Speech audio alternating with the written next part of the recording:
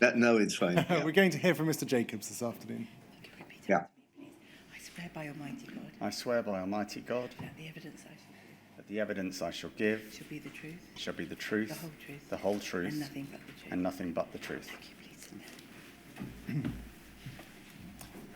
Can you state your full name, please? Elliot Mark Jacobs. Mr. Jacobs, you should have in front of you a witness statement dated the 15th of August of this year. Is that right? Yes. That witness statement has the unique reference number WITN 111-80100.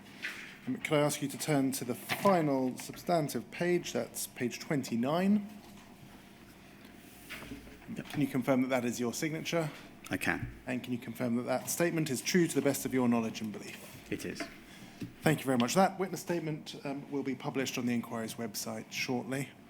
Just by way of background, you've said in your statement that in 1998 you purchased a stationery company called Universal Office Equipment. Is that right? Yes.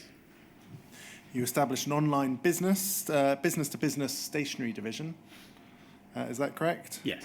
And in 2014 you negotiated a franchise agreement with the Post Office. Yes. That's grown over time, and you now have 8 stores, mainly in North London. North London and Hertfordshire. Thank you. When you say 8 stores, is that 8 branches of the Post Office? Correct. You set out in your statement various other positions you've held, but for today's purpose, it's relevant that you are a non-executive director of Post Office and have held that position since 2021. Is that correct? That is correct. I also operate a bank hub. Thank you. In terms of the non-executive position, you applied having seen an advert in a Post Office circular. Is that right? Yes. We've heard a bit about the process. I won't go over again the basic process, but you, in your statement, have addressed an issue upon standing again for the position. You didn't satisfy a criteria this time round. Can you assist us with what that criteria was? So the important part of it was around corporate memory. I was conscious that both Mr. Ismail and myself had fixed terms, and we had become, although not expected when we joined, we were already the oldest standing non-execs on the board. And for us both to depart simultaneously would be a lack of corporate memory that this organisation so desperately needs. And so, having tried to express the importance of having some sort of, different approach to the way we were going to be off-boarded, I took the decision that I wanted to stand again in order to try and keep that corporate memory going if I wasn't going to be able to provide a decent level of transition. Mr. Ismail and myself met with members of the Postmaster engagement team to discuss the approach to appointing the next round of NEDs for postmasters. They listened and then decided upon a series of criteria that don't really provide any relevance to the role, but in fact would favour a postmaster with less expansive business. So you have 8 branches. Is it more likely that someone with a smaller number of branches would satisfy the criteria? Correct. Do you know why that criteria was introduced? No. Do you think it was intended to ensure a different type of sub-postmaster to yourself and Mr. Ismail joined the board? I can't say what they were thinking. I think from my view, we provide a robust challenge that perhaps is more of a robust challenge than they thought they would get. And perhaps the hope was that by having someone with the need to devote more time to their smaller operating business, that they might not get quite so much oversight. In terms of your appointment, original appointment, and your training and experience, you've said at paragraph 35 of your statement that the board hadn't considered the infrastructure and training required to support postmaster non-executive directors. Can you expand on that, please? We were the first, and although I've held non-executive roles before in significantly less complex businesses than this one. I think Post Office underestimated the need to train us properly. The training was intense but limited and didn't really set us up for success, nor was there ongoing advice and guidance around managing conflicts, making certain that we had the right support going forward. I think they were learning on the job. Do you feel that the role was something that the Post Office genuinely wanted to have? Yes. Do you think that it is still a role that the Post Office genuinely wants to have? That's harder to answer. I would say in part. And what do you mean by that? Again, I think that a lot of good has come out of us being on the board. I think that the comments I've received from other non-execs, from members of the executive and from the chief executive, Nick Reed, was that he, both openly in public and privately, has said to me that the rigour we bring, the challenge we bring, the real-world experience we bring is greatly appreciated and has made a significant difference to the way the board operates. But I do wonder whether, having read some of the comments in the bundle you've provided, whether everyone feels that way. And is there anyone in particular who you feel doesn't feel that way?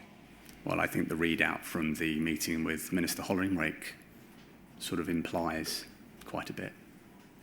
What does it imply to you? We saw it yesterday, so we Yeah. don't need to bring it up onto screen. I was disappointed to read how Mr. Ismail and myself are perceived. Certainly not how it happens in real life. And that we would be perceived in that way, I think, is disrespectful to the effort that we've made. Do you think it was caused by any particular incidents? I think there's a difficult balancing act as a non-exec and as a postmaster. I've always sought to find the balance, and Mr. Ismail and myself are aligned in many ways because we are postmasters, but we are from different viewpoints, and we agree on much, but we don't agree on everything. But I could understand how some people on the board may see that in us fighting and discussing and debating actively for postmasters, both present and past, that they may feel that we are bringing a level of postmaster interaction that they didn't expect. We've seen in some documents reference to an oversight committee or the creation of some sort of other body. What are your views on that? I think the engagement of postmasters and all stakeholders are fundamental in making the post office right for the future. I don't think the word oversight is necessarily right, and you can get caught up in the descriptive terms, but I do think bringing experience and knowledge to the heart of Post Office is what it's about. But it needs to enable Post Office to move swiftly and effectively and with knowledge from all parts of the business. You commented on the training that you received. Was there, in your view, sufficient training in respect of the historic issues that the inquiry is investigating? Not at all. What kind of training do you think should be implemented? Well, I think, for a start, to understand where we're going, you have to understand our past. And for me, when I joined the board, I think it's fair to say I did not understand the depth and scope of what had happened in the past. I, like many postmasters, have been told there's a few people who were found guilty, but it's okay, they were guilty. And what I learned after joining the board and being prompted by some of the community of postmasters that I began to connect with was that there was an entire story I didn't know. I took the time to read the Nick Wallace book, which was both shocking and incredibly informative. I listened to the podcasts. I read some of the documents from the court case and case studies And I basically did my own groundwork to find out what we had done and how it had happened. And frankly, the ITV drama should be standard practice for everybody to read and watch, because that really sets it up absolutely right. And what did you feel of the knowledge of those around you on the board? Do they have a similar state of knowledge? So the board has changed a lot whilst I've been there, as I say. Mr. Ismail and myself are the longest standing NEDs, so there's been quite a change on the board. When I joined, some of the board members had been there for quite some time, and I'm sure they had some of that corporate memory. The people who are on the board now have all been there just a matter of months or years, and I don't believe they've had the immersion that perhaps they should. In terms of committees, you've said at paragraph 55 of your witness statement that Mr. Staunton wanted the postmaster non-executive directors on more committees, but there was pushback against that. Can you tell us a little bit more about that, including where that pushback was coming from? So Mr. Staunton was very pro-postmaster, I would say. He wanted this business to be postmaster-centric. He wanted to drive forward an agenda of putting the postmaster at the centre of the post office, which we talked about for a long time but hadn't quite executed. He was keen to have us involved in some form of postmaster council or whatever terminology you wish to use, and was keen to see both SAF and I extended as well as additional postmasters brought onto the board. And where was the pushback against that coming from? I don't know precisely, but elsewhere. You've said also in your statement that no postmaster non-executive directors sit on the remediation committee. Do you know why that is? I don't know why, but that is true. Could we please turn to poll 00448-396? This is an email that we've already seen today from Amanda Burton to Mr. Ismail and yourself. And she says, "Hi, Saf and Elliot. I know you requested more information about the annual bonus scheme and the long-term bonus scheme. I had thought you had access to all the papers, but now I have done some digging. I've discovered you don't. I've suggested that Rachel takes this up with Nigel, as I, for one, would be happy for you to see everything on Diligent." Can you assist us with what the difficulties were in obtaining information prior to this email? So the Post Office Board covers a very wide remit of work.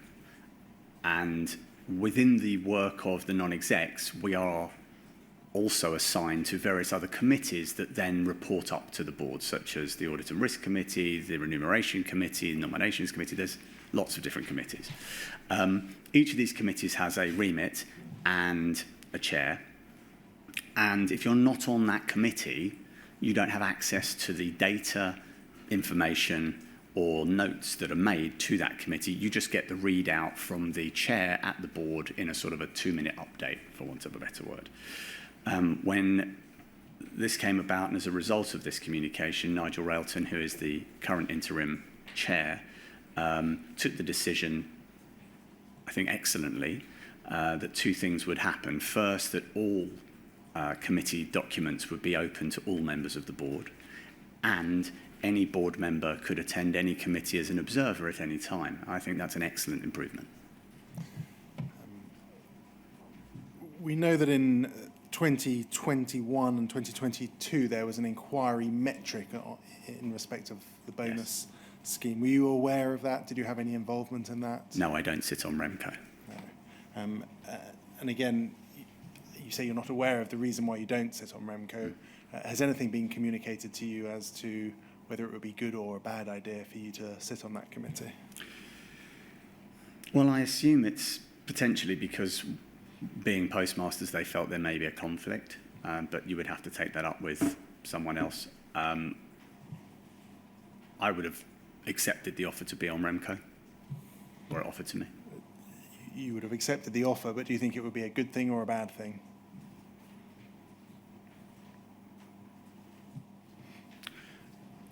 I think it would be a thing. I think for us to be on any committee is a good thing. I don't think there should be anywhere in this organisation where a stakeholder with such an important aspect within the business shouldn't be involved. Now, how you balance that against making certain that there is no conflict is important, but I don't think there's necessarily conflict when you think about the wages and bonuses that you're paying staff members who should be delivering the quality of service to the entire business. In terms of board papers themselves, paragraph 45 of your witness statement, you've said that the Post Office has a tendency to blend accurate data with inaccurate data, meaning the true picture of a project is often skewed. Can you give us an example of that? Some of the documentation that's given to board is weighty but light on information. The quality of the board papers has been up and down over the course of my time on the board. And I'm quite detail orientated and conscious of making certain that information I'm given is full and accurate. And there have been times where we've been given information on which we are to form an opinion, which latterly is seen to be not the entire picture. Where does that come from? The briefings we're given are insufficient or are lacking in complete data. And is that from a particular team or every team, some teams? It's not unique to one team. Is there a team in particular that you have in mind? Well, when I think of examples of the situation, I'd be thinking of some of the data out of the retail team, and I'd also be thinking about things like past roles and Phoenix. And we'll get onto those in due course. Communicating with sub-postmasters. Could we please bring up on screen our expert report from YouGov? It's EXPG 607. And if we turn to page 39,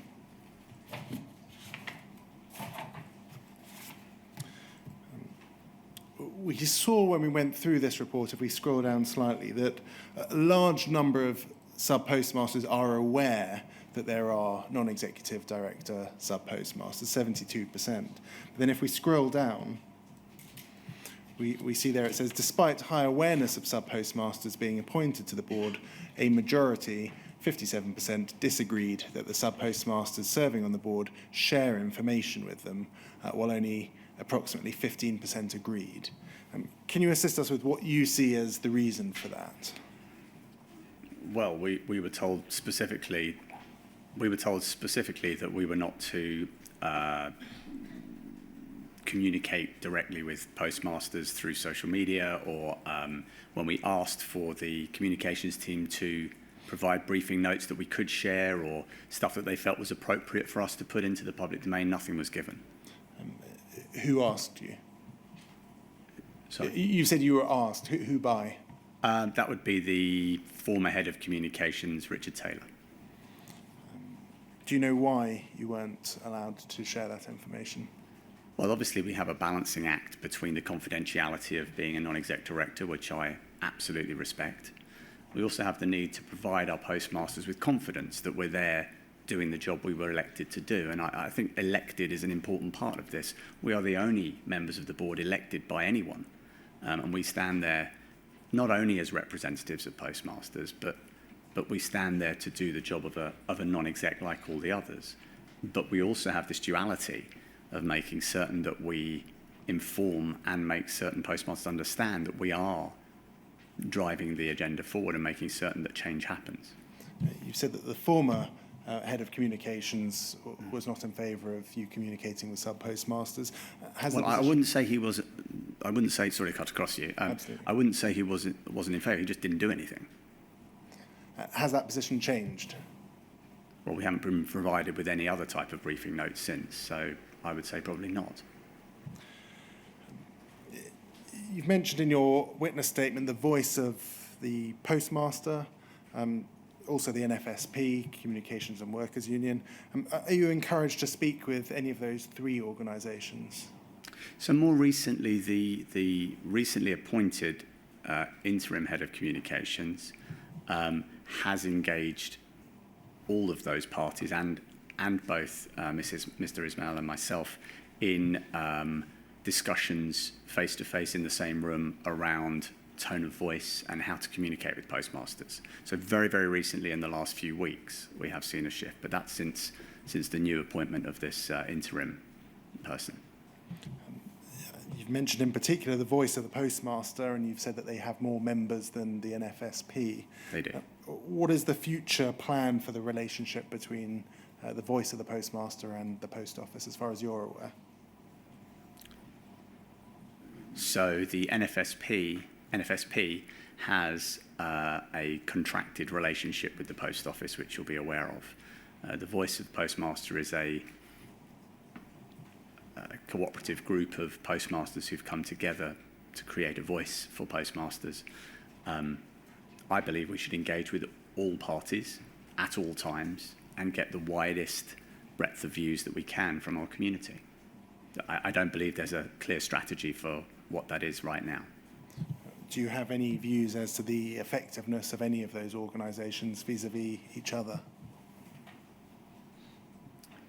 Well, the Voice of the Postmaster is a voluntary established business where people put in their time for the love of doing it. I always think that's a great place to begin. I can't say I've had huge experience with the NFSP. I know Callum from my work on the COVID recovery group with him, but beyond that, I haven't had a lot of interaction with them. Thank you. I'm going to move on to a separate topic now, and that's an investigation that was carried into you and your business, and you've detailed that in your witness statement, but we'll go through a number of different documents. You say at paragraph 19 of your statement that you received a call from the chair, Henry Staunton, in March 2023. Can you assist us with what was said on that conversation? Yes. I don't think it was a call. I think he asked me to pop into his office after a board meeting, and he said to me, Elliot, there's a query on your account. Don't know what it's about. Could you have a chat with Ben Fote, the head of legal? Just see what it is, sort it out for me. And I was like, sure, no problem. Did you speak to Mr. Fote at that point? Absolutely. And what did Mr. Fote say? He said he would get someone in his team to contact me and walk me through the query. Did he give you any detail as to what the concern might be? No. Could we please turn to WITN 111-80101, and we'll start on the on penultimate page, page 5, at the bottom of page 5.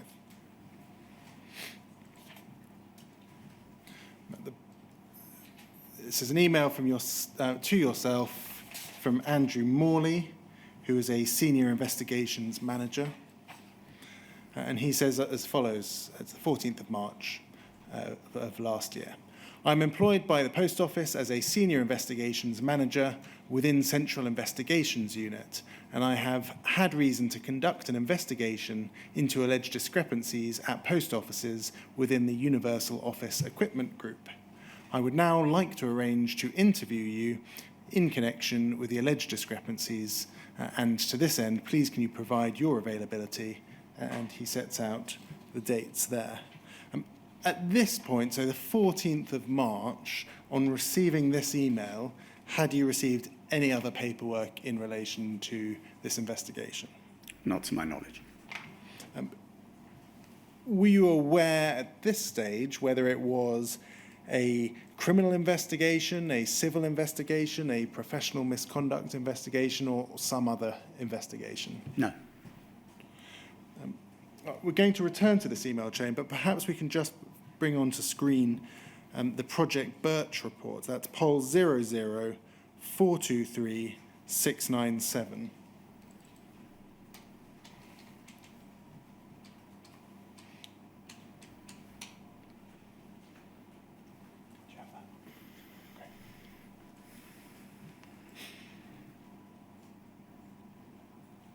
If we turn to page 10 of that report, it's a report we saw with Mr. Ismail earlier today.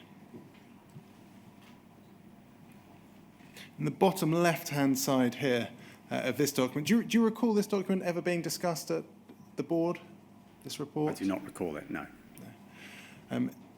It's a report by KPMG, and they say as follows. They say, currently, investigations are often undertaken within the Post Office from a contractual perspective, and there is little consideration at the start of an investigation as to whether it could potentially result in criminal, civil, or disciplinary proceedings. Early engagement with the Post Office legal would enable proper consideration of criminal or civil standards or consideration of when to liaise with law enforcement agencies.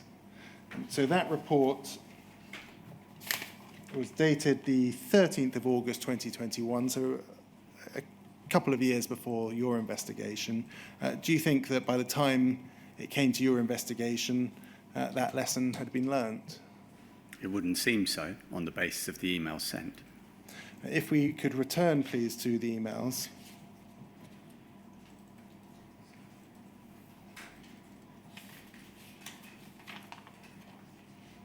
So that is WITN 111-801-01.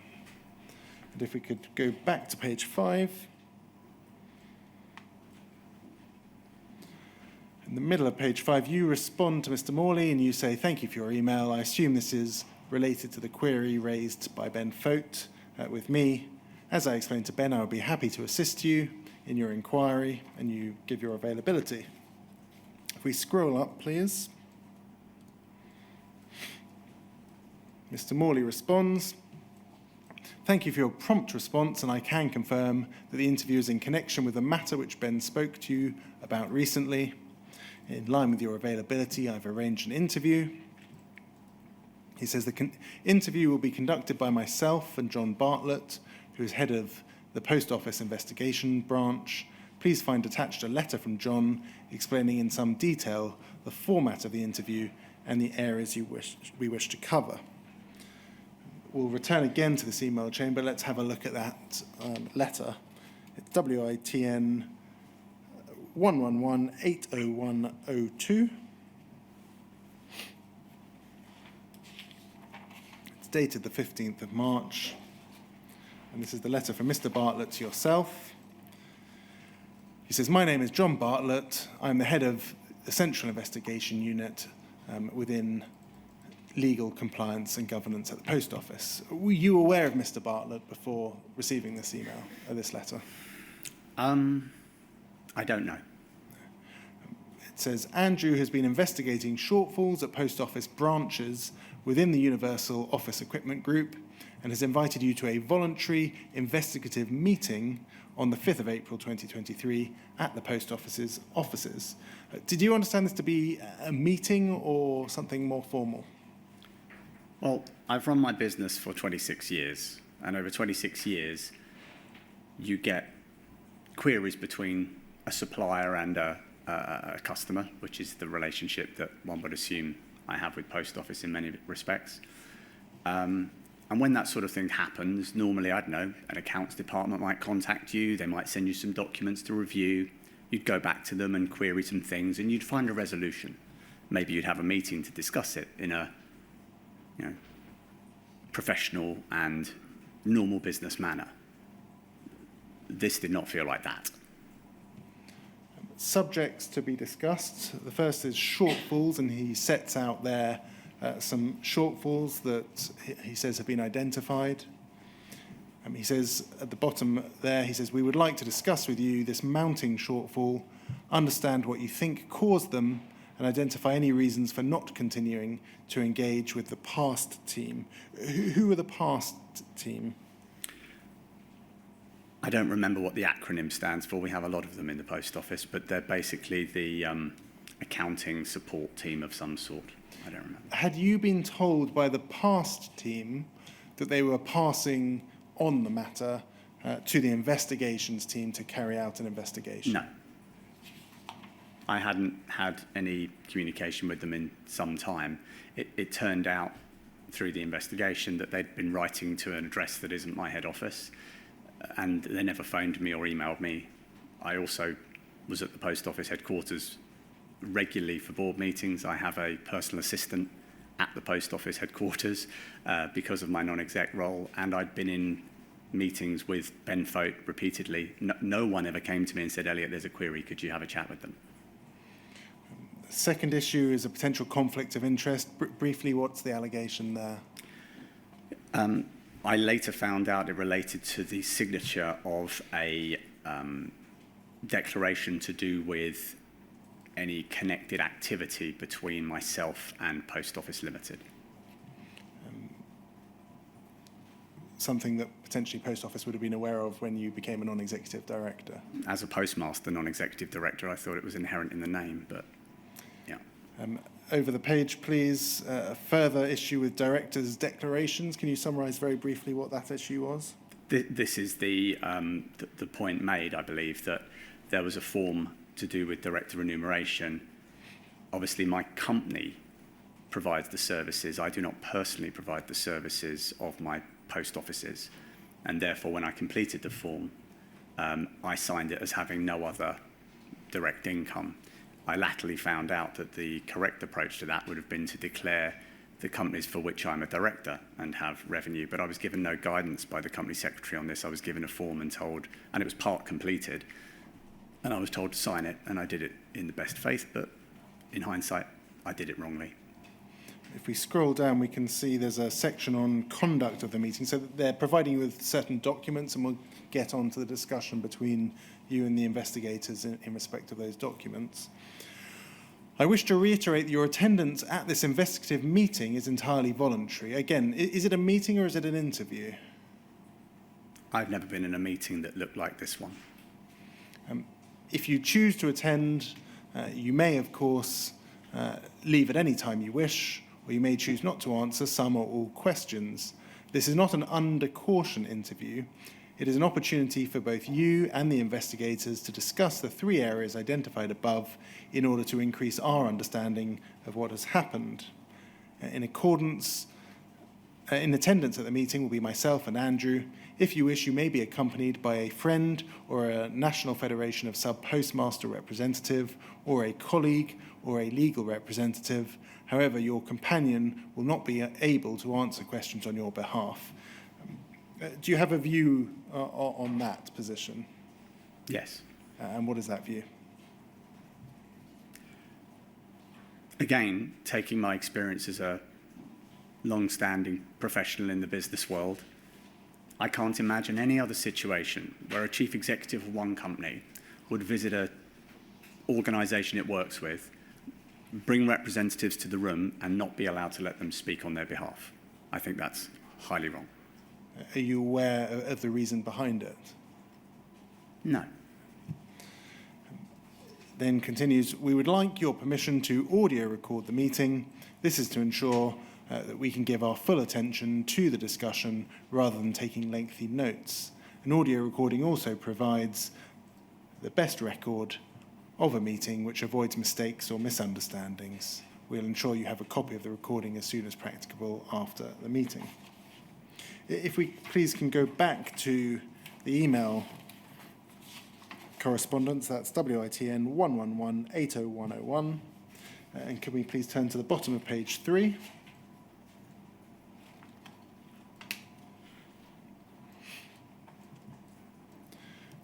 You say as follows, I've begun reviewing the documents you've sent. To begin, can you supply the 44-page PDF statement in Excel format, broken down by branch, so we can review this in a format that enables us to look at data properly? The document you have provided is not in date order and contains no explanation or notes for each line. Can you assist us with the issue there? Have you ever tried to analyse a 44-page PDF? It's impossible. It's impossible. The level of data we were given was, frankly, a disgrace. Continues, please provide line detail, including the reason for each, is that transaction correction? Yes. And BD? I'm not sure, actually. I think it might be some sort of bank deposit or something like that. I'm not sure what a BD is. And the TP? It's not a test. I'd need a bigger book than this. And the TP, that's the trading period. Thank you. And the trading period in which is occurred, so that this can be properly reviewed, please include original transaction data. I mean, to get an idea, can we understand how big a business is your business? How many transactions take place? So to put it into scale, over the 10-year period or 9-year period that this data related through, my branches would have handled maybe somewhere in the order of £1 billion worth of transactions, something like that.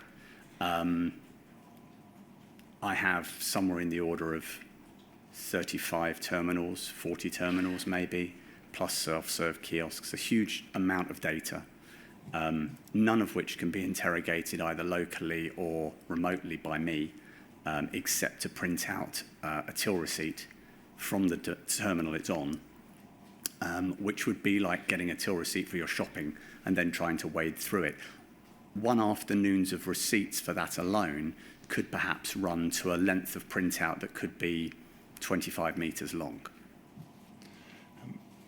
You then say, additionally, the attached file cannot be accessed. Please provide access to where the file is stored or an actual JPEG copy. Do you recall what that issue was? There was a link to the file which was on a secure server that I couldn't access. If we scroll up, please, to the top of page 3.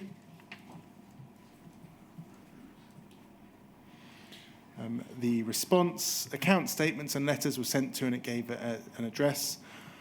I can confirm that I have a copy of each email, which I will access in a few moments and will forward on to you. Can I respectfully suggest that you address the rest of your request below to the Postmaster Support Team, so that's what PAST stands for, as per the letters/emails sent to you at the time of the occurrence by PAST, in which they offered to work with you to understand the discrepancy. So am I right to understand that here the investigator has received a query from you and the investigator is directing you to contact a different team to obtain the underlying information? Yes, and what concerned me here was that he decided that he wanted to do an investigation without actually having the data himself to provide, which I thought was bizarre.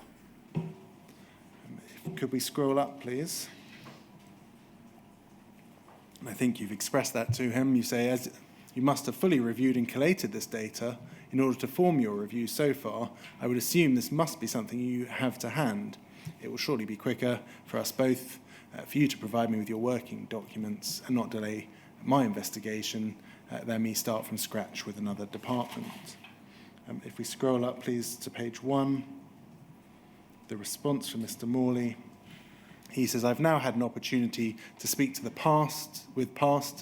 They will generate an Excel version of the 44-page account statement to which you refer. The spreadsheet will be broken down by branch and in date order.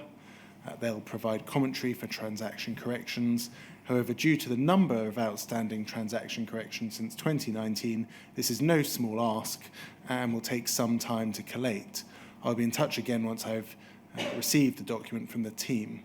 What's your view about what's said there? Well, again, how do you investigate something and decide you want to call me in without having done the work before? He says, earlier this afternoon, I forwarded you a copy of the emails previously sent to you by PAST. Please, can you acknowledge receipt? Were those the emails that you've said went to an address that wasn't your head office? The emails went into my junk because they come from a random server at Post Office, and the server detected that they were random communications with no personalisation. It went into my junk mail, which I never saw. The letters that they sent to one of my branches, and they were not addressed to the postmaster. They just looked like a statement of account. He then says, I have reattached a JPEG screenshot of the partnership portal, and goes on to detail that issue. If we scroll up, please, to the top of page 1, you say, I'm surprised that you've been able to form a fully rounded opinion sufficient to make some of the very serious accusations in your prior communications without carrying out a full and detailed review of the data. The amount of distress and worry and this has caused me since your email earlier this week has been significant. Can you assist us with your feelings at that time? It was incredibly stressful, and you have to put into context for this the fact that as a non-exec director and postmaster who had immersed himself in not long before this, in really understanding what we did as an organisation to postmasters before, the fear and worry this caused me in terms of it felt like the past repeating itself. You said, I have been available on the phone, on which I regularly receive calls from all manner of departments in post office every single day. So what number have they been calling? I have no idea. As you can see from our communications so far, when I'm contacted, I deal with things rapidly. Could we please turn to WITN 111-80103? And can we start on page 2, please? There's continuing correspondence about disclosure.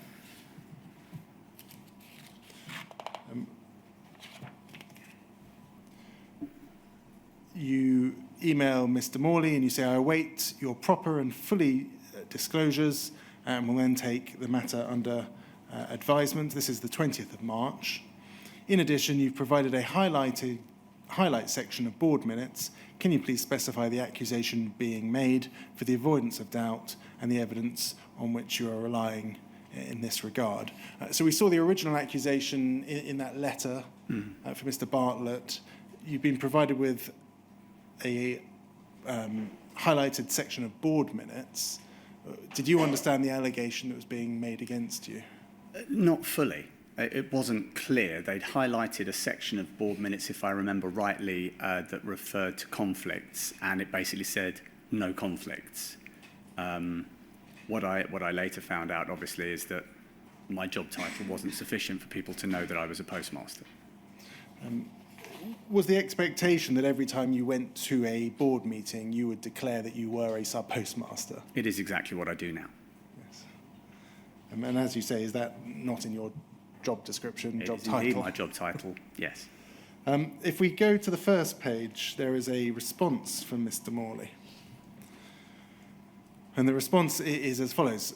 I do not intend to enter into pre-interview protected correspondence regarding advance disclosure, which I am under no legal obligation to provide and is provided on this occasion out of courtesy in order that you can have a high-level understanding of the topics we wish to cover, which are set out in the letter from Mr. Bartlett.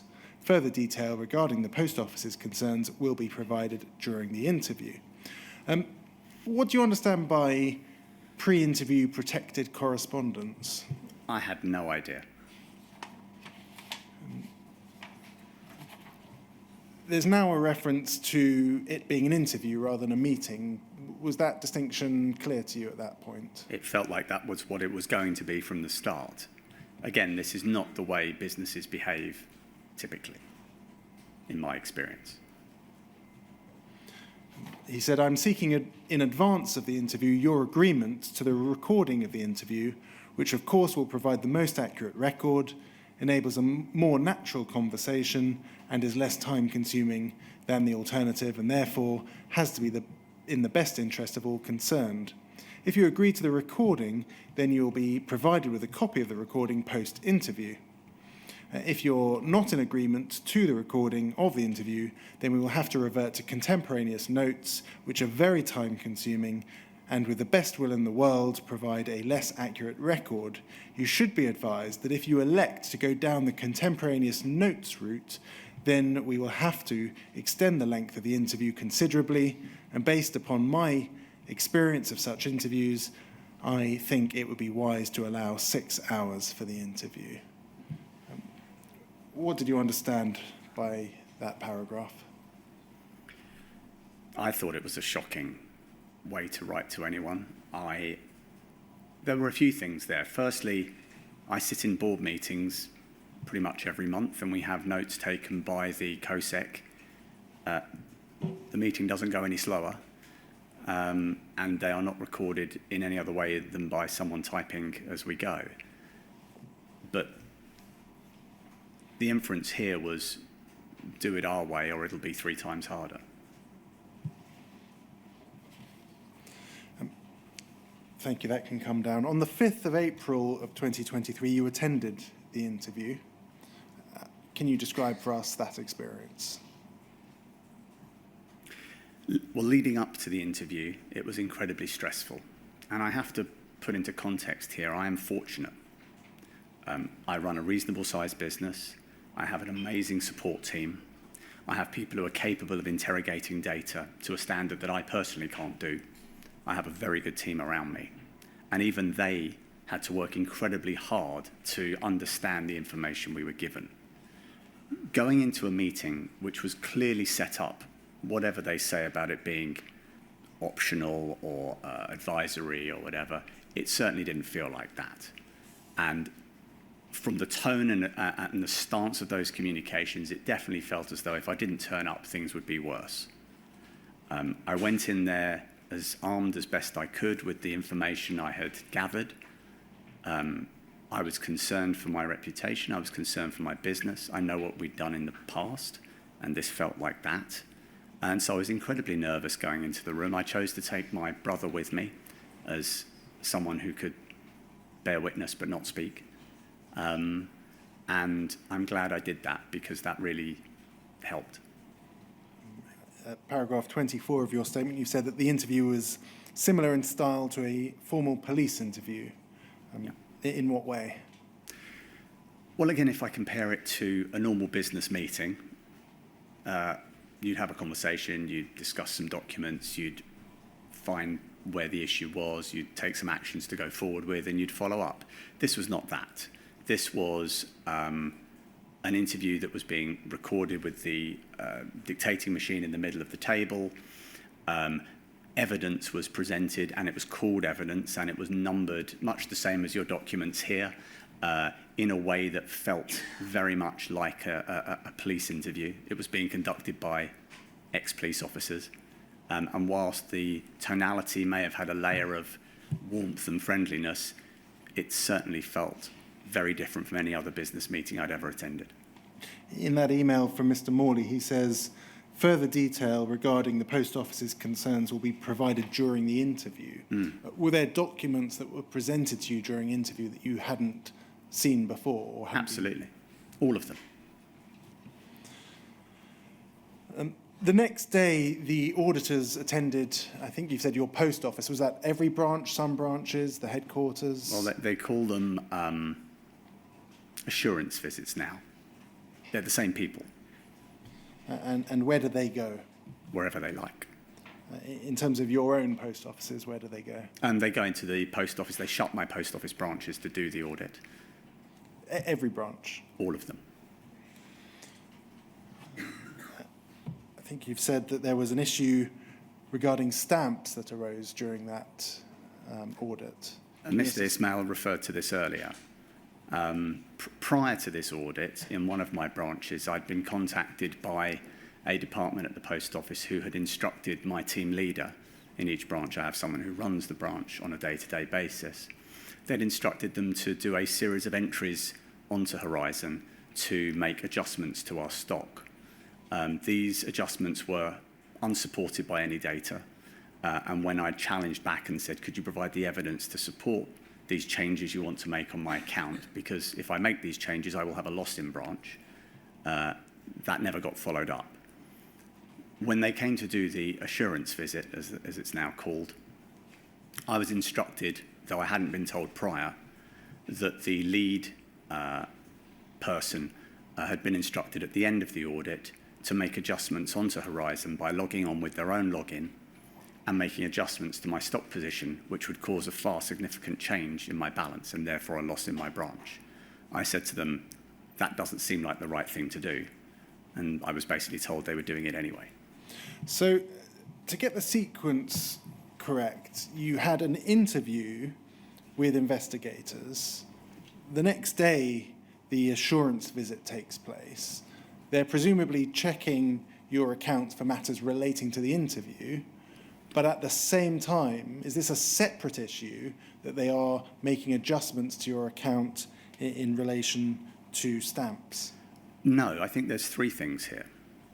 There's the historical discrepancy that they are claiming has occurred on the central account, some of which occurred a long time ago for various circumstances.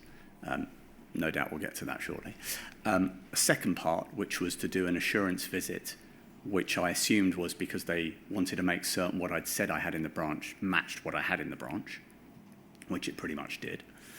And the third part was a previously uninformed adjustment that they intended to make, which they did in multiple branches. It wasn't just done to me either, it was done to about 30 different postmasters, I believe. Looking back at that experience, what is your view about the conduct that took place on that occasion? Well, historically, we were going in the back door and changing stuff. Here we were walking in the front door and doing it. Did somebody talk you through those changes that were being made? They told me they were going to make them, but they told me at the time they were going to make them. I didn't get a chance to challenge or see any data. I was told I could dispute them, which I obviously did. We'll look at the formal withdrawal of the allegations in a moment, but in broad terms, how was agreement ultimately reached with the Post Office? So when the process shifted from them realising that I wasn't perhaps as the guilty party that they had in their mind, because I assume that's what the visit to my branches was to verify, things seemed to relax a little. They passed the matter over to the team based in Chesterfield, led by Mel Park, and that absolutely changed the situation. When it came out of the investigations department and was being run by Mel's team, Mel is an accountant with commercial experience from prior, it was I won't say a breath of fresh air, but it was a proper business conversation. Myself and my group operations director, we travelled up to Chesterfield and met face-to-face with the team up there. We met with Mel and 3 or 4 of her team. We sat down in a room like proper business people, discussed matters, discussed about what could have occurred, went through the data, and we worked together as 2 teams working as one for probably the next, I don't remember, 4 to 6 weeks. And we were able to resolve the vast majority of the queries on account, which ended up not being an issue at all. Do you know why it didn't go to that department to begin with, or did it go to that department to begin with? To the best of my knowledge, I was never contacted by Mel Park prior to that. I'd never spoken to Mel Park prior to that. Let's look at the correspondence when the matter is closed. Could we please turn to poll 0044803. If we start on page 2, please. The interview was the 5th of April 2023. If we look here, we can see an email from yourself to Melanie Park on the 16th of January 2024. And you say, I still await the finalised reporting on our account and also the written confirmation of the withdrawal of the investigation. You will appreciate that whilst I'm keen to commence payment of any liability, I would like the Post Office to keep its side of the process so that we can ensure that we are all aligned around the position. If we scroll up, please. Ms. Park says, apologies. I will talk to the legal team today to see what can be done, why this hasn't been done. If we scroll up, there's a response from yourself to, in fact, it's not a response, you forward the matter to the chairman, and you say, Henry, below you'll see correspondence from between myself and Mel Park regarding the fact that your trading account has yet to be updated with the removal of the invalid claims of losses, nor a letter of withdrawal of the investigation to be issued. Who is responsible? Legal. Again, how are legal in the way of all things progress and good in the business? Proof, if proof was needed, that their fingers are in every part of the pie, affecting our ability to get work done to such a level that it is frankly beyond belief. Now, putting aside your own investigation, because you're referring here to legal again, what was that other concern that you had regarding the legal department? Well, the business is incredibly hamstrung by legal in many, many ways. In all aspects, legal sort of get into the mix, whether it's an HR issue, operational issue, they run the investigations team, they're everywhere. And What was your concern in relation to your own investigation? I wanted a letter confirming the matter was closed. If we scroll up, we can see Mr. Staunton's response.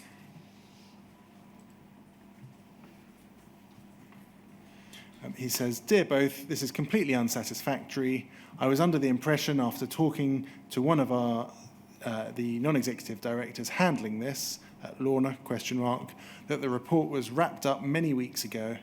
I understand the tremendous upset you and SAF in the case of his investigation have been subjected to. This requires an investigation. I've sent a file note of the views of our postmaster, non-executives, directors with regards to Ben Fote." Is that the Project Pineapple memo? No. No, I don't think it is. Is that the further memo that we've seen prior to a board meeting? Possibly. I'm not sure. We should see tomorrow whether our non-executive director colleagues should take action. I told Andrew yesterday that all of the group executive and 4 main board directors had been investigated.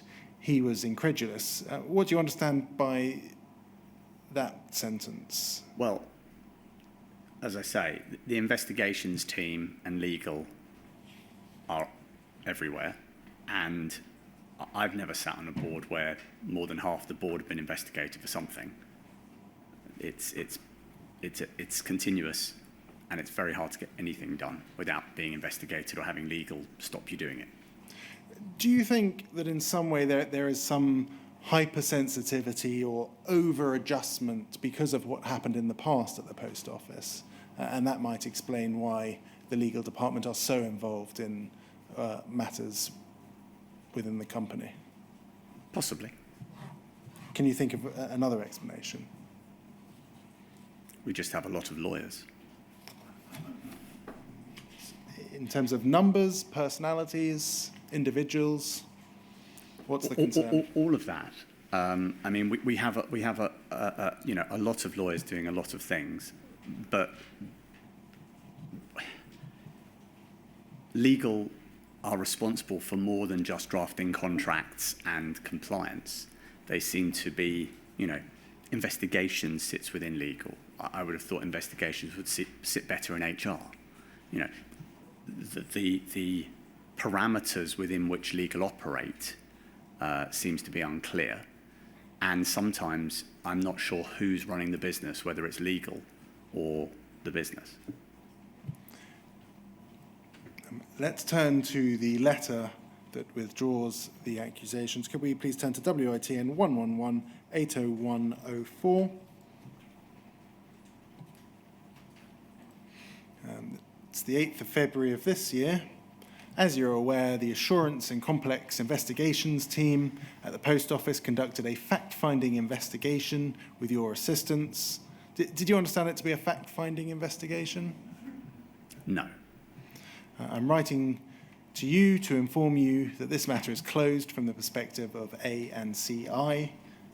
Was it open in respect of some other department? It says it was closed in their respect. Not that I'm aware of. The matters centred on 2 main themes. One, did you, in your capacity as a non-executive director, make false, misleading or incomplete declarations on a remuneration form for directors and other key management personnel?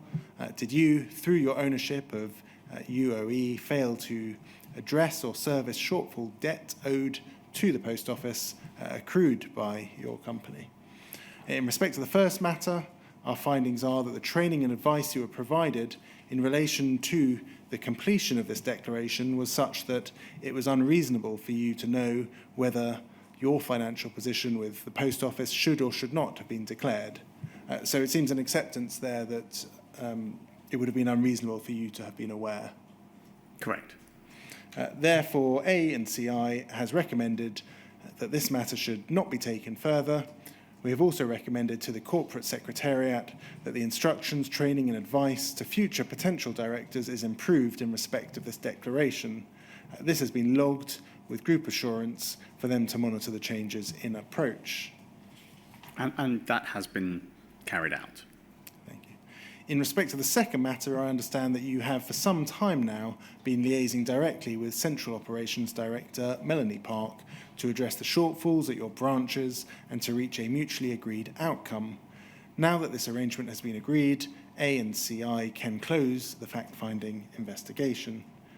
I can therefore confirm that our fact find in relation to these matters is now closed. I would like to take this opportunity to thank you for your patience and cooperation in this matter. What's your view of this letter? It was late coming. I was pleased to receive it. Have you discussed any crossovers between the way that you were treated in this investigation and other investigations that the inquiry has heard about with other directors or with anybody else within the company? I spoke directly to Ben Fote, who the team reported into, and I said to him, you've got to look at the way this works. Having experienced it myself, we have not learned sufficiently how to treat postmasters properly. There are horrific echoes of the past. The terminology, the approach, you've got to learn from this, and I'm happy to sit down with anyone you like and share my experience so you get it from my side. Taking your own case as an example, how do you think investigations should be carried out?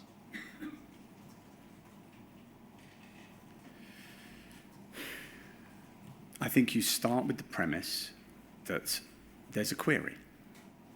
Can we work together to resolve this query from an operational perspective? Investigations should deal with when that becomes obvious as more than just a query and there's some sort of criminality or attempted fraud or something significant that is out of the norm of normal business. To assume that it requires the level of fact-finding that they suggest, and yet not provide that documentation to the other party immediately and fully so that they can offer suggestions as to what the issue might be, seems at odds with a partnership relationship. To what extent do you see the issue as cultural rather than structural?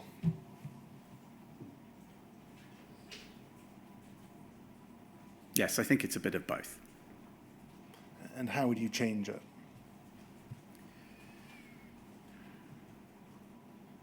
I think the terms of reference for the investigations department needs to be reviewed.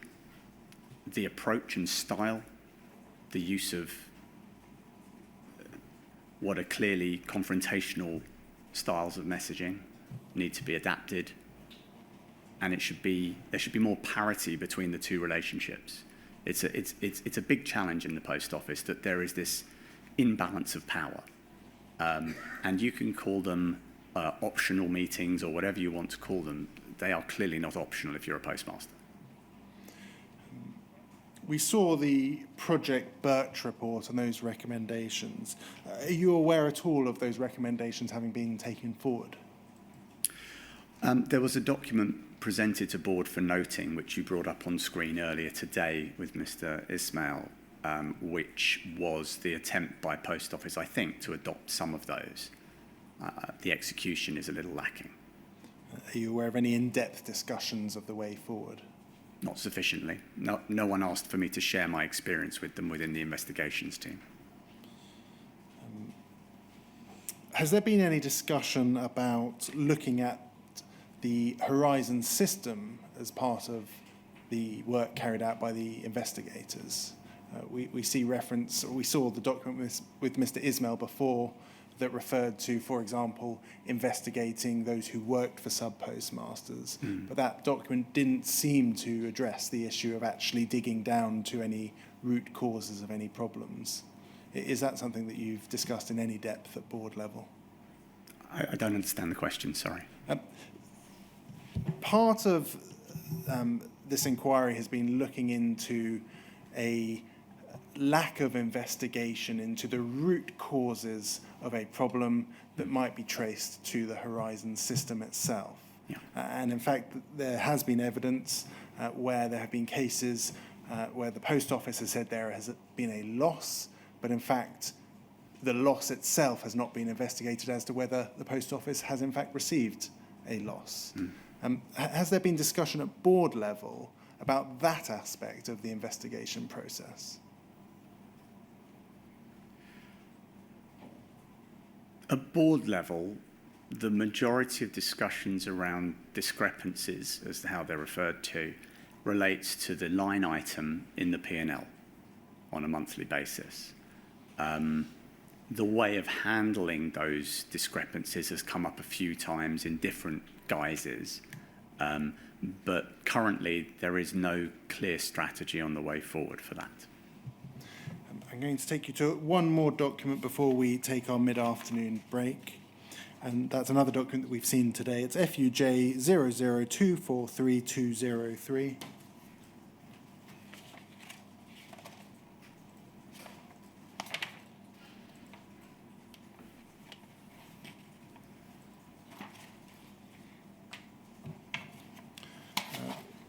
Thank you. This is the correspondence with Fujitsu in relation to the use of or the provision of evidence in a criminal prosecution. This is the 19th of April 2024, so soon after your own investigation. Do you, having read this, consider it appropriate for the Post Office investigations team to be contacting Fujitsu in this way?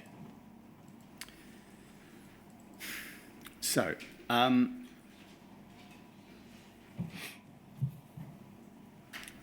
I believe this relates to a matter where the City of London Police have decided there is a case that requires investigation.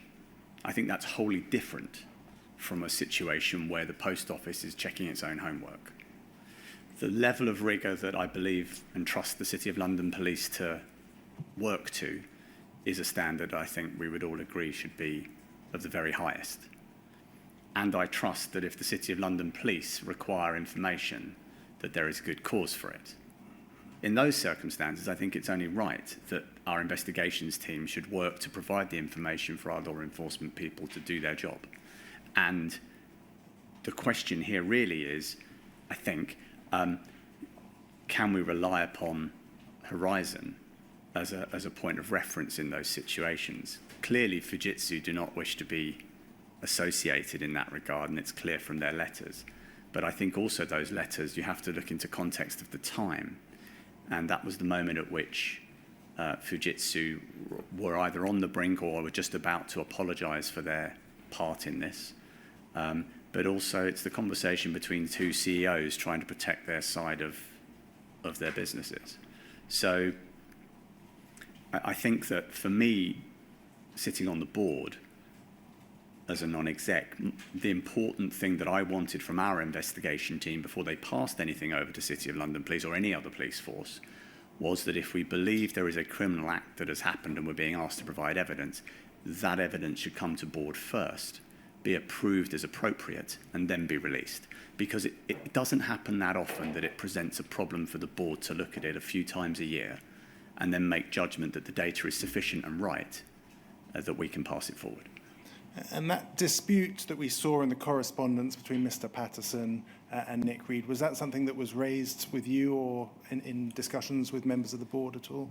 So Mr. Reed had regular discussions with the CEO of many partner businesses of the organisations that we work with, and would update the board regularly on his discussions with them, but we wouldn't get the minutiae or a copy of correspondence. I wasn't aware of this matter, and I wasn't aware that Fujitsu were taking the line that they were. I believe that the tone of communication between the two organisations shifted when Owen Woodley engaged with them and seems to be less fractious now. And do you see a way forward for the two organisations to work together? I think we have to. It's essential. And do you think it's achievable? I don't own the relationship. It would be hard for me to answer. In light of the correspondence that you've seen, do you think that there are issues, significant issues, that need to be overcome in that respect? Well, I think you can look at two letters from two CEOs in a moment in time and draw conclusions, but it's a moment in time. I don't believe that Fujitsu and Post Office are unable to work together. Thank you. So that might be an appropriate moment to take our mid-afternoon break. Certainly. Could we come back at 3:15, please? Yeah, fine. Thank you very much.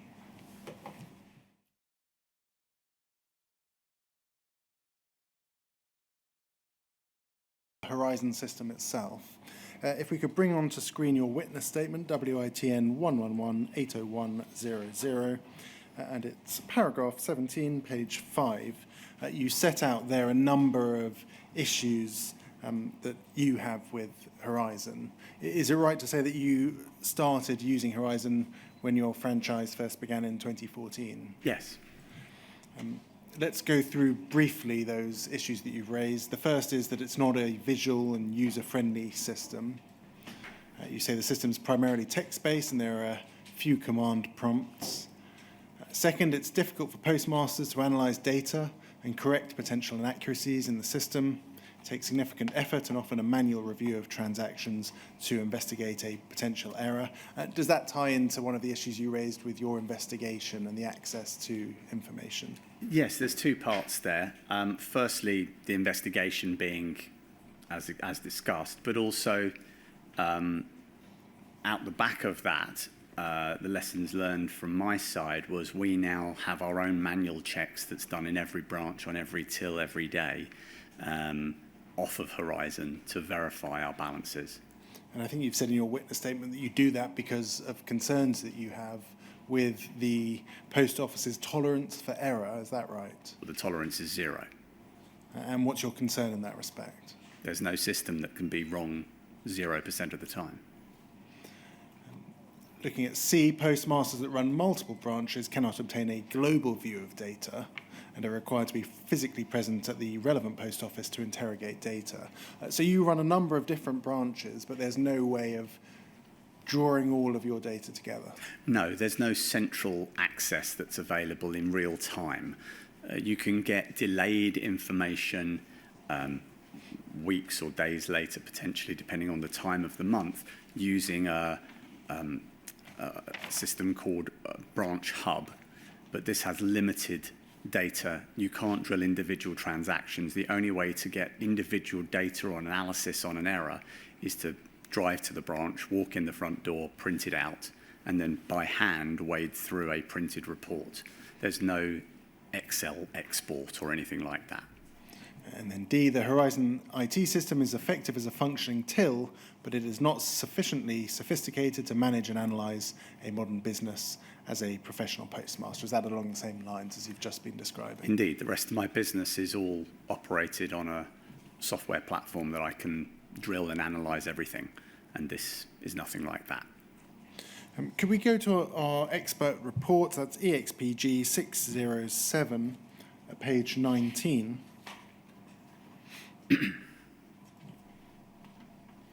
Page 19 sets out the issues experienced with Horizon in the last 12 months that postmasters have experienced. Are these issues that are familiar to you at all? They would be familiar to every postmaster. Looking at these issues and also the issues that you've highlighted in your witness statement, do you consider that they are sufficiently well known within the business?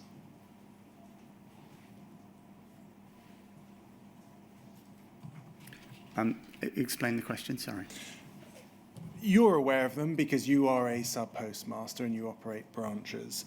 Those who completed the inquiries survey are aware of them because they are also sub-postmasters.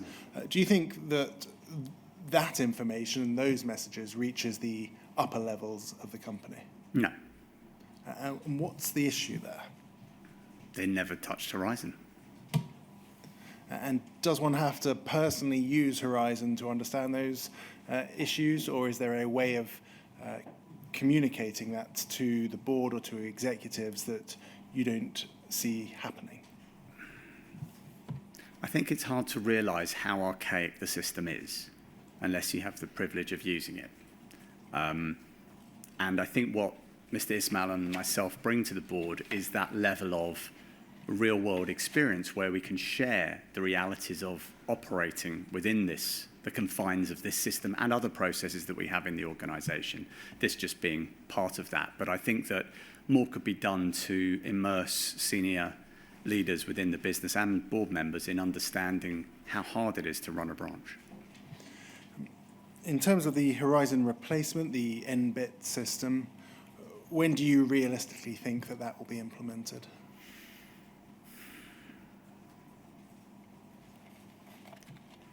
I would suggest you speak to the head of technology. Do you have any concerns about the implementation?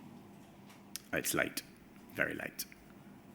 Do you have any concerns over and above the delay? Yes, I think that it's very important we don't just get a Horizon replacement. This business doesn't need a replacement for Horizon. It needs a fit-for-purpose computer system that will be capable of managing the business 20 years from now, 15 years from now, because whatever we build for now is going to have to last beyond a decade. Is that properly understood at executive level or board level? I think it's beginning to be. But at the moment, it's often referred to as Horizon replacement. It's not. New branch IT is not a great name for it, but it's a better description of what it needs to be. Thank you.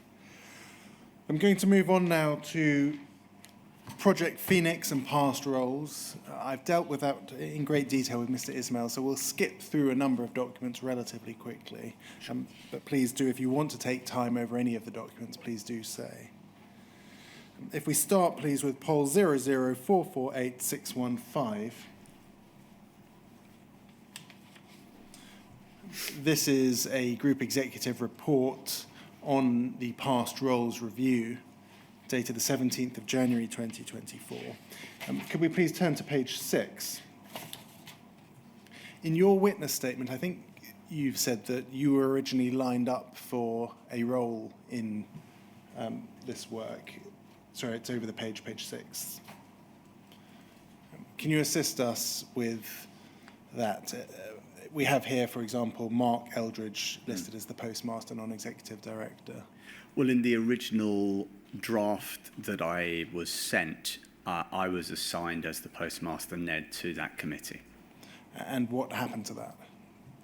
The process went through a number of different iterations, and the final constitution of the group didn't include me. Are you aware of any reasons for that? It wasn't communicated to me directly. I was led to believe that it could be because I was a postmaster and therefore might be conflicted. Who is Mr. Eldridge then? Is he not a postmaster? He is indeed a postmaster. He is the postmaster director. So why is it that his name is there and yours isn't? You would have to ask the chair of the panel, I suppose. What reason do you think it is? I don't know, if I'm honest. Mark's role within the business is more executive. I'm non-executive. Everyone else on that committee is executive.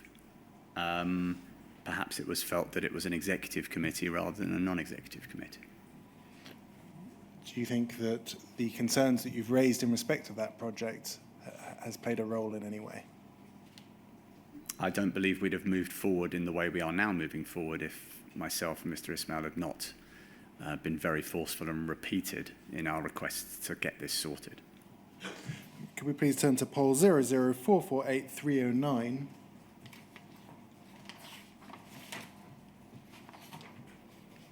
This is just one of the emails that we've been through. We've been through a great deal of correspondence on the Phoenix and past roles issue. This is an email from yourself sent on the 10th of February 2024, and you say, it does, however, seem odd that not a single one is suspended whilst this is ongoing. Why is that? We seem to suspend people on a regular basis when investigations are ongoing. Why not this matter? What's your concern in relation to the suspension or lack of suspension of individuals? So I've had the privilege to attend this inquiry on a number of days and see other witnesses give evidence, some of whom were involved in investigations in the past, some of whom remain in the organisation today. And I don't understand how you can change the culture of an organisation and those people still be taking a wage from the business. And so it was my view that whether or not we could deal with that now because the inquiry is going on, or whether we should wait until the inquiry ended, these people had to be not within the business on a daily basis. And if the only way to deal with that now was to suspend them on full pay, I would rather they were paid and sat at home than be in the organisation creating a culture that isn't fit. And where do you draw the line between particular named individuals, individuals who are in particular roles, etc.? So you made an example this morning of someone who had reappeared in a different role in a communication at a post office that had been closed. Part of the problem of the organisation is it, up until recently, it didn't know who or when people who are in the business currently may have been involved in the past behaviour of the organisation. And so the Phoenix / past roles process was about understanding who we have in the organisation, what they were doing in the past when we made such terrible decisions, and what are they doing now, and what's the risk. Now, there are some people, and Phoenix, it latterly turns out, because, again, we talked earlier about board communication. Phoenix and past roles were only ever referred to as Phoenix at the board up until recently, when they were more clearly defined as two separate projects. But Phoenix is designed to identify what were known as the Reds being people who are very high risk category 1, people involved in investigations who, are clearly should not be in the organisation, as opposed to people who perhaps were employed by the organisation at the time when we were doing these things, but were not directly involved. They may have been in a completely different department. They might even have worked in one of our directly managed branches at the time and now are in a position of leadership. That's totally different to someone who was directly involved in investigations. So for me, that's the first distinction. And I don't believe we should blanket remove everyone who was there on the date, but we need to understand who works for us and what was their role in the past. And if it was to do such wrong things, they have no place in this organisation yesterday, today or tomorrow. Could we please look at poll 004482997? This email we've just seen was February, moving to 19th of April.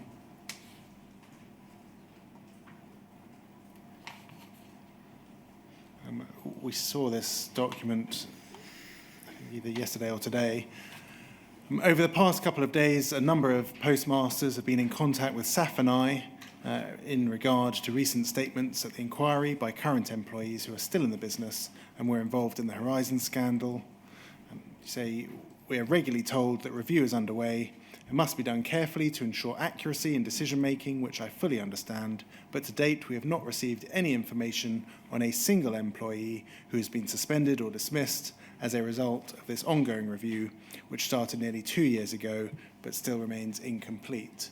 What's your view as to the pace of these investigations? They weren't moving. And are they moving now? They are, but not sufficiently quickly, in my opinion.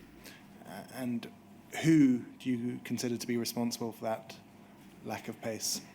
Well, it's been incredibly difficult because we've had, I lose count, I think it's 5 or 6 chief people officers whilst I've been at the organisation, which is very hard to build culture, very hard to build a process, and where something like this is being managed, I believe, by the people team now. Karen McEwen, who's copied in on this email and is the current Chief People Officer, has taken up activity on this at a far better pace than previously. But I think without the push and continuous push from me and Mr. Ismail and others on the board, then it would just be going at the slow pace. Why has there been such great turnover in terms of the people officers?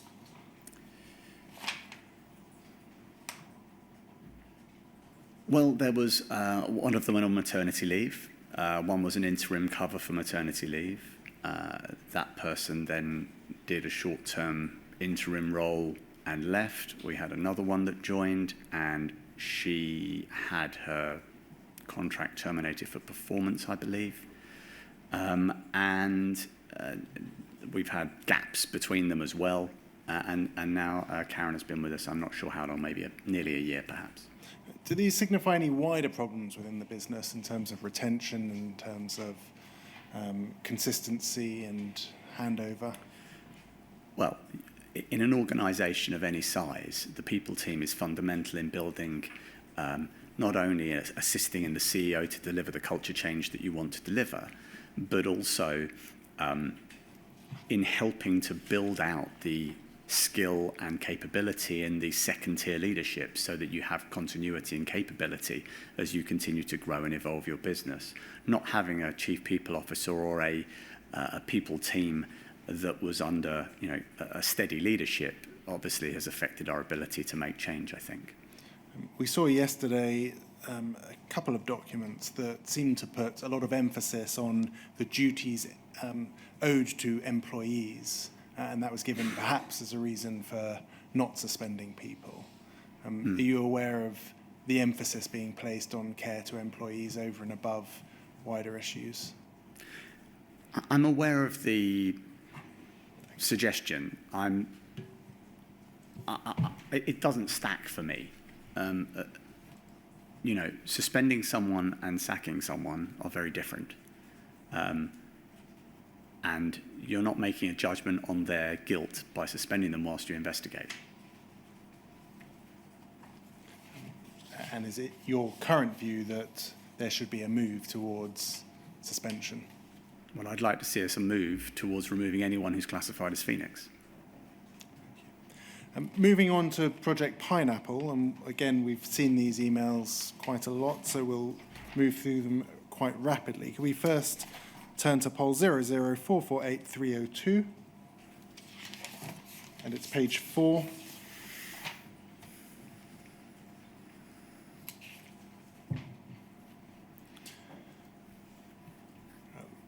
Page 4 is the note of the conversation. I think I can actually clarify the date now. It seems to have been sent by Henry Staunton on Sunday, January the 14th. Mm-hmm. And if we scroll slightly above, we can see a further email from Mr. Staunton saying, Dear both, thank you for your time today. So it does seem as though the date actually of that note and the conversation is the 14th of January. Is that your understanding? It was definitely the weekend. I think it was a Sunday night, yeah. Thank you. You've confirmed, if we scroll up onto the second page, that it was a fair reflection of your discussion, and then you add further detail. Yes, I mean, it was designed as an internal aid memoir rather than some, document that would be released for general public review. And when it was provided to those beyond the non-executive director teams, what was your view of that? It was a mess. Were you aware that it was going to the CEO? I think the intention was that Mr. Staunton would share it with the non-execs first. To be clear, Henry had a conversation with the two of us, and this was off the back of Richard Taylor being shared in the press about some recording of him making comments about postmasters all being guilty. But we'd had a conversation with Henry, and Henry was very conscious of this two-tiering of the board and said, look, I don't want there to be silos of information. I want this to be a flat board, and part of that is to make sure, certain that the other NEDs know what we've talked about. Do you have any problem with me sharing it with the NEDs so that they're on the same page as you and get a sense of what we've talked about? And we were like, absolutely, no problem. And I think the intention was once the NEDs were aware, we'd share it with the Chief Executive, Nick Reed. Did you ever intend for it to be shared with Ben Fote or Martin Roberts? Not in its format, though the content was true. If we turn, please, to poll 00448383.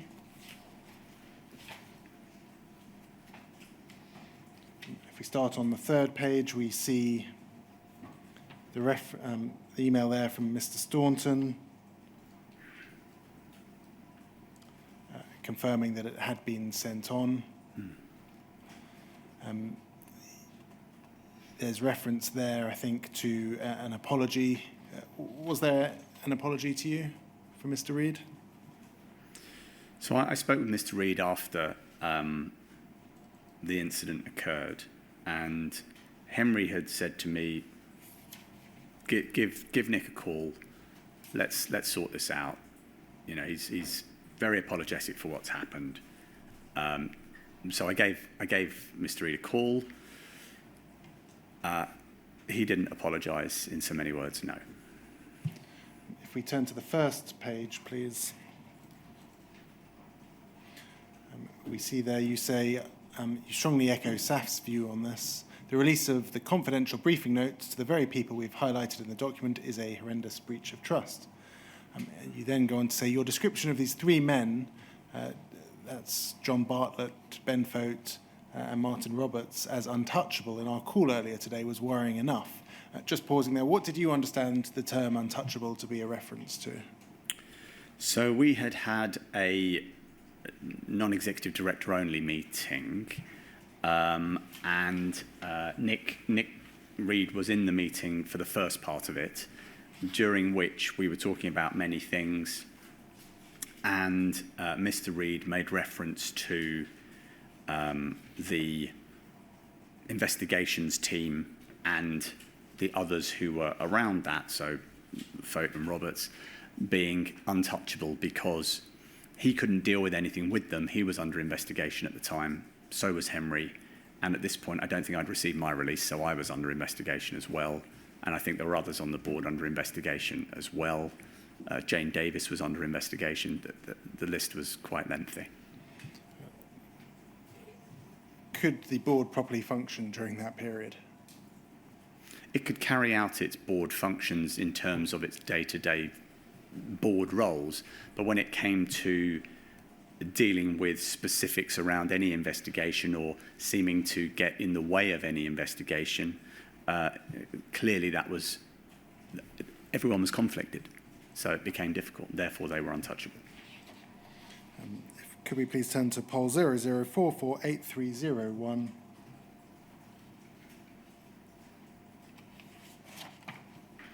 This is again a message from Mr. Staunton. This is the reference there at the end to Nick being under huge pressures and was very apologetic. Were you aware of Mr. Reed being under huge pressures at that point in time? January was an incredibly high-pressure month for the Post Office. It was, 14 days since the Mr. Bates versus the Post Office broadcast, which had, I think, surprised the Post Office how strong the feeling nationally had been. And the output from that was incredibly intense on Mr. Reed and others, but particularly on Mr. Reed. I think he was called to a select committee around this time as well. Was it a surprise to you? You've said that the Bates drama was a surprise to the company. As a sub-postmaster, was it a surprise to you? Sadly not. Were there others on the board who it did not come as a surprise to, so far as you are aware? I think seeing something portrayed in the drama brings to life what you've read or what you've heard in a way that is indescribable. And I think the reaction from the public just shows the truth of what happened. And I think everyone on the board felt a much deeper sense of a need to get this right. And it just elevated everything in terms of making certain that things moved forward. So I think the two things that have made a massive difference over the last few years have been the inquiry, which has been both helpful and challenging, and the drama, which has been incredibly powerful. Could we please turn to poll 004485514? This is again an email that we saw yesterday with Mr. Ismail. I'll just take you to the second page.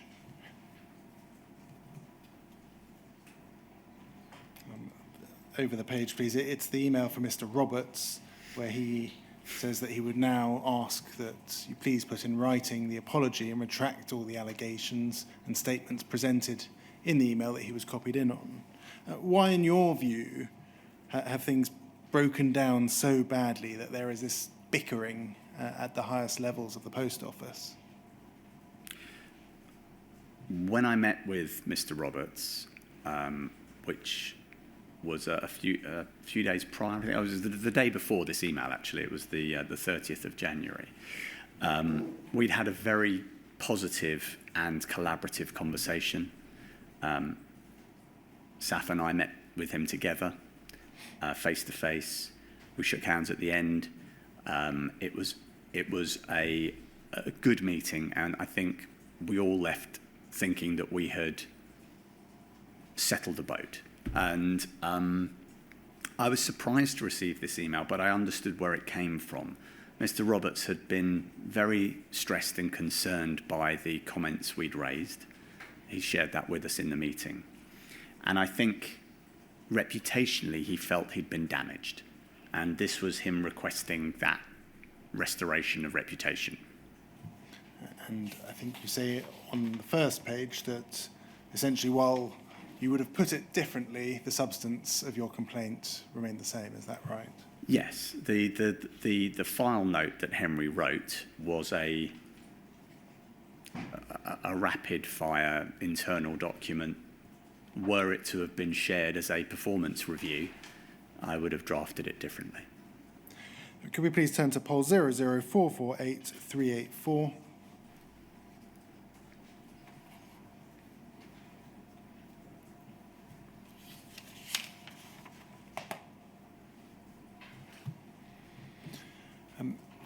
We went through the drafting process with Mr. Ismail yesterday, or this morning, in relation to the points below this. If we scroll down, we can see key agenda items for upcoming board meeting.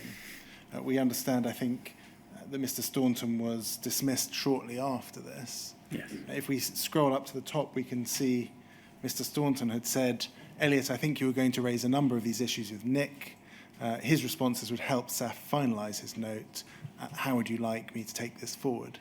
Can you assist us with how that matter was taken forward? Well, I think Henry was dismissed before we could actually take this any further forward, as my memory recalls. Did you discuss it with Mr. Reid? No. And why not? In my call with Mr. Reid, I was quite surprised by his reaction to my call. I was expecting, well, if I had made the error that he made in forwarding a confidential document to a party that shouldn't have seen it, I would have been very humble and apologetic, offered to put it right if I could, try and broker some sort of situation with the people who had been forced to read something out of context. But Mr. Reid didn't offer any of those things, and in fact suggested it was Henry's fault for forwarding it in a unsecured format, along with other documents that caused it. And it so threw me, his response, that I didn't think there was any point in discussing it further. What do you think was behind that response? You would have to ask Mr. Reid. Is it once again bickering at the top level? Is this Mr. Reid and Mr. Staunton? It's interesting because Mr. Reid and Mr. Staunton have a lot of like history. They're both retailers from successful careers. And on the face of it, I thought they had a pretty good relationship. But I'm not sure that it ended up that way. The final substantive topic that I'm going to deal with very shortly is the Grant Thornton reports that we saw earlier today. I won't take you through those reports, we've already been through them. But what for you is the most important message from those reports? The Grant Thornton report? Yes. So the Grant Thornton report was produced on the request of Henry Staunton when he was chair. And Henry was very keen to get governance back in line with where it needed to be. The Grant Thornton report, in its initial draft, was very damning of our governance capabilities, and rightly so. It was softened a little bit in the redraft, I think, because it was felt to be awkward and difficult, and I think it raised very important issues which are at the heart of what this inquiry is trying to get to the bottom of. Who was responsible for pushing forward changes to that report? Well, at the time, Mr. Staunton had been dismissed.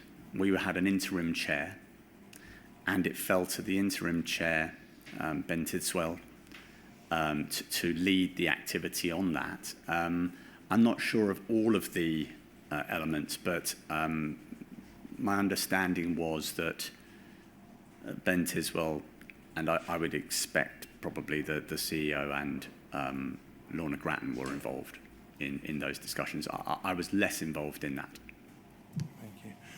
And finally, is there any matter that we haven't addressed or any particular recommendations that you consider are appropriate that we haven't addressed today that you would like to raise? I think the Post Office is an amazing organisation with great people within it, but it isn't living up to what it should be. It works best if it's given a clear prescription, and it needs this inquiry to give it its prescription. It can be a great organisation, but we're not there yet. Thank you. So there are no questions from core participants, unless you have any questions, sir. It's really out of curiosity more than the likelihood that I need precise answers from you. But could we go back to the investigation that took place in relation to your branches, simply to fill in a gap in my that I think is should be filled? By my reckoning, we've had evidence from you of the interview, I'll call it an interview, on the 5th of April, and then the audit which took 5th of April, and the audit which took place on the 6th of April. And then we've kind of jumped to January the next year. Yes. And, well, I mean, I'd just like you to tell me briefly what actually happened. So, thank you, sir. So between the audit, post-audit, they then passed the work over to the team at Chesterfield, who then worked with us on... Sorry to stop you. When you say they, you mean the two investigators who'd interviewed you, yeah? Yes, sir. Yes, sir. And so that I can sort of trace this in the way I want to, essentially, am I right to infer that they did that because of the answers that you gave them in the interview? Or did something else happen? I would assume that to be the case. I was never told why, but I wasn't asked back for a second interview. No. Right, so interview's over, audit's over. Presumably you raise a dispute about what had happened over the stamps. And then the other balances, yeah. Yeah. And then the next thing that happens is that a different team is looking at it. Yes, and we went through with that team line by line forensically over 44 pages of what was a PDF file and dealt with them line by line by line. And that's what you meant when you were describing what must have been a series of meetings, I guess, which were much more like business meetings rather than interviews. Indeed. Okay. And that took the better part of the rest of the year. Yeah. No, I don't recall the exact period, but I think the whole thing was wrapped up probably by September. But it took until the next year for someone in legal to issue me a letter saying that they'd closed it. Yeah. And so you are, I think, asking me to accept that it all having been wrapped up as between the business people, if I can put it in that way, by September 2020, whatever it was. 3. The delay thereafter was in getting legal to sign it off. Well, I think it would be fair to say that the company required it to go through a number of governance steps because they didn't want it to be seen as, a non-exec getting something signed off unfairly or improperly. It required a number of layers of approval. Those layers of approval were achieved, but the document never got written. And I think it went round the loop a few too many times and got lost on the way. All right. So it's perfectly understandable that justice was being seen to be done as well as being done in your particular instance. So I follow that. So overall, would you say that taking, 7 or 8 months to resolve it from the point of the audit was reasonable or unreasonable in the particular circumstances prevailing? I think it was an incredibly long period of time to wrap something up. If you can come next day for an audit, it shouldn't take 7 months to write a letter. Right. Okay. Thank you for filling in the gaps, Mr. Jacobs. My pleasure, sir. That's all I have, Mr. Blake. So in the absence of any further questions, it just remains for me to thank you very much for making your witness statement and for giving evidence this afternoon. I'm very grateful to you. Thank you, sir. There's one small bureaucratic matter that I have to deal with, and that is one witness statement from phase 3 hasn't yet been read into the record, and I just want to, for the purposes of the transcript, confirm that a statement has been provided by Penny Thomas, and that can be found at WITN 00960100, and that is now in evidence in the inquiry. Thank you very much, Mr. Blake. Thank you. So we won't be sitting tomorrow, but we'll resume at 10 o'clock on Thursday, yeah? Yes, that's with Mr. Greenhow. Yes. Well, thank you all very much. Thank you.